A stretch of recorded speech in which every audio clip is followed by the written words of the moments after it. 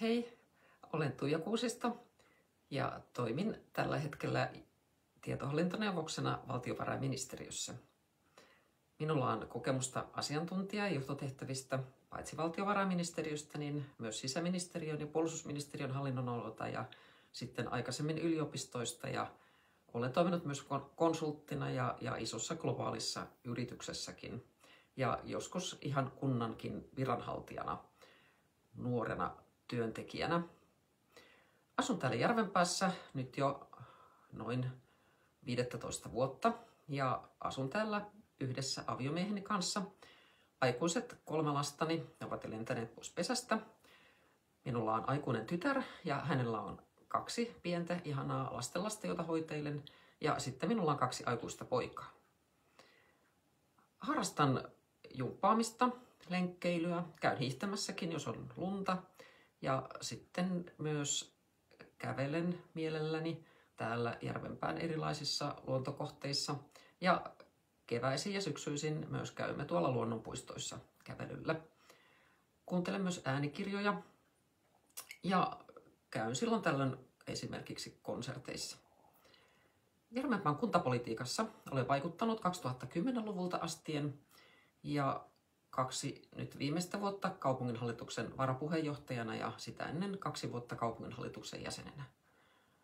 Kaupunginvaltuustossa minulle on jatkuvasti ollut tärkeää järkevä taloudenhoito, mikä minulle tarkoittaa sitä, että varhaiskasvatus ja koulupalvelut voimme järjestää laadukkaasti ja satsaamme niissä nimenomaan tähän sisältöön, emmekä seiniin.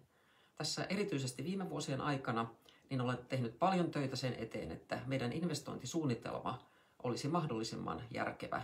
Ja onnistummekin tässä noin 1,5 vuotta sitten, kun lanseeraamisemme tämän ajatuksen, että investointisuunnitelmasta on 40 miljoonaa euroa siirrettäviä ja karsittavia investointeja, niin saimme sen tehtyä.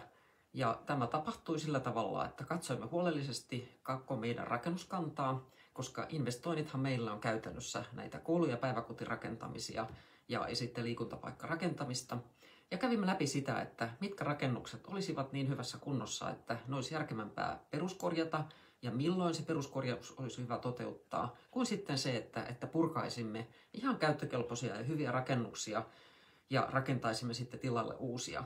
Ja tällä tavallahan esimerkiksi Maankalan koulu, niin todettiin, että eihän sitä kannata purkaa ja hävittää ei tietenkään, vaan se kannattaa peruskorjata. Se on ihan hyväkuntoinen koulu 80-luvulta ja ei sitä tarvitse hävittää sen vuoksi, että sitten lapset kaikki vietäisiin johonkin isompaan kouluun. Vaan tällä tavalla samalla tavalla olemme näitä rakennuksia ja myös päiväkotia sitten käyneet läpi. Ja tietenkin on tärkeää se, että meidän varhaiskasvatus ja opetus on laadukasta, koska lapsissa, nuorissa on meidän tulevaisuus ja heidän kouluttamiseensa ja heidän hoitamiseensahan meidän on satsattava ja sehän onkin kunnan kaikkein tärkein tehtävä. Meillä Järvenpäässäkin 70-80% meidän koko talousarviosta niin kohdentuu tänne opetuksen ja kasvatuksen alueelle. Mutta ei toki pidä unohtaa sitten meidän sivistystointa. Mehän olemme kulttuurikaupunki, meillä on vahvat juuret kulttuurissa ja näen, että meidän kulttuurikohteita, niitä on tietenkin pidettävä huolella yllä ja vaalittava ja ne on myös mahdollisia meille sitten kansainvälisestikin matkailukohteina. Ja lisäksi meidän sitten lähiliikuntapaikat on tosi tärkeitä, niiden ylläpito ja se, että pystymme kaikki liikkumaan lähiliikuntapaikoilla. Ja tietenkin se, että meidän infrastruktuuria myös ylläpidetään, että meillä on kadut ja parkkipaikat, meidän eri liikkumismuotoja tarjoavat välineet, väylät sellaisessa kunnossa, että niitä on meidän kuntalaisten, kaupunkilaisten, asukkaiden hyvä käyttää. Näin, että tulevaisuudessa HSL-jäsenyys on meille ihan välttämätön, sillä mehän olemme metropolialueen pohjoinen keskus ja HSL on se liikkumisväline, se liikkumiskokonaisuus, se logistiikkakokonaisuus, jota metropolialueella käytetään ja jotta me järvenpääläisetkin voisimme sitten sujuvasti liikkua metropolialueella, niin totta kai meidän pitää Järvenpäästä olla myös HSL:n jäseniä. Ja tuossa 30-luvun alussahan sitten kaupunki tarvitsee myös sitten junavuoroista tehdä uuden sopimuksen valtion kanssa, koska valtio on nyt kilpailuttamassa näitä junavuoroja. Ja todennäköisesti me emme enää saa niitä valtiolta maksutta, niin kuin tähän mennessä olemme saaneet. Ja sekin sitten vaikuttaa tähän HSL:n kannattavuuteen meille järvenpääläisille.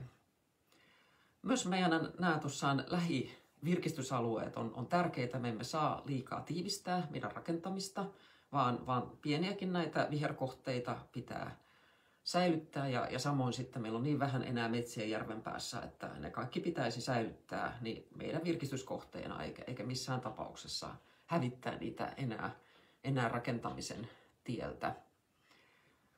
Me tarvitsemme monipuolisesti erilaisia asuntoja järvenpäässä erilaisille perheille, erikokoisille perheille ja erilaiseen elämäntilanteeseen. Ja tällä hetkellä meillä on kova pula omistusasunnoista ja sitten pientaloista järvenpäässä, ja niitä meidän pitää saada ilman muuta lisää. Järvenpää on kasvanut, asukasluku on kasvanut aika vauhdikkaasti tässä viime vuosina, ja näen, että nyt meillä on oiva tilaisuus, kun ensi syksyllä 2025 tulee meidän kaupunkistrategia päivitykseen, niin sinne nyt sitten vahvistaa vähän maltillisempi kasvuprosentti. Me emme tarvitse enää 700 henkilöä vuodessa järvenpäähän, vaan 200-300 olisi parempi ihan sen vuoksi, että meidän taloudellinen kantokyky rasittuu liikaa, jos tulee liian paljon uusia asukkaita, koska aluksihan uudet asukkaat siinä muuttovuonna ei vielä maksa veroja järvenpäähän, jolloin olemassa olevat asukkaat sitten joutuvat uusien tulokkaiden kustannukset kattamaan, ja sen vuoksi ei ole hyvä, että me kasvamme liian nopeasti. Tällä viime valtuustokaudella oli meidän valtuustoryhmän puheenjohtaja, myös aluksi 2-3 vuotta ja selkeä varapuheenjohtaja, ja jatkuvasti valtuustokokouksissa olen käynyt puhumassa näistä itselle tärkeistä aiheista, tietenkin tästä talouden tasapainottamisesta, meidän opetus- ja kasvatuspalveluista, meidän sitten kaupungin henkilöstön työhyvinvoinnista, meidän henkilöstökertomuksen kautta. Ja olen myös ollut kaupunginhallituksen henkilöstöjaoston ensin puheenjohtaja, sitten jäsen, ja tällä kaudella olemme tehneet paljon rekrytointeja. Eli meillähän on ollut aika iso vaihtuvuus sekä kaupungin näissä ihan ylimmässä johdossa että sitten avainaluejohtajissa, jotka on ylimmän johdon suoria alaisia. Ja toivoisin, että nyt voisimme vähän paremmin pitää nämä meidän valitut viranhaltijat järvenpäässä, koska liika vaihtuvuuskin, niin sekin tuo sitten ehkä liikaa sellaista turbulenssia ja myös osaltaan kustannuksia. Ja järvenpäähän on vähän ollut tämmöinen kasvattajaseura, täältä on sitten ponnistettu useimmiten merkittävimpiin tehtäviin täällä metropolialueella, mutta onhan ne tehtävät erittäin merkittäviä myös meidän omassa järvenpäässä. Tahtoisin myös, että meillä olisi vähän korkeampi työpaikkaomavaraisuus järvenpään alueella. Erityisesti me tarvittaisiin tänne korkean jalostusarvon asiantuntijatyöpaikkoja ja yrityksiä, jotka vois näitä asiantuntijatyöpaikkoja tarjota. Ja sellaista yritystoimintaa, joka olisi voitollista, koska mehän kipeästi kaipaamme lisää näitä yhteisöverotuloja myös tähän meidän talouden tasapainottamiseen. Olen tässä tavattavissa torilla vaalien alla nyt maaliskuun puolivälistä lähtien joka lauantai, ja tervetuloa juttelemaan sinne lisää. Hei hei!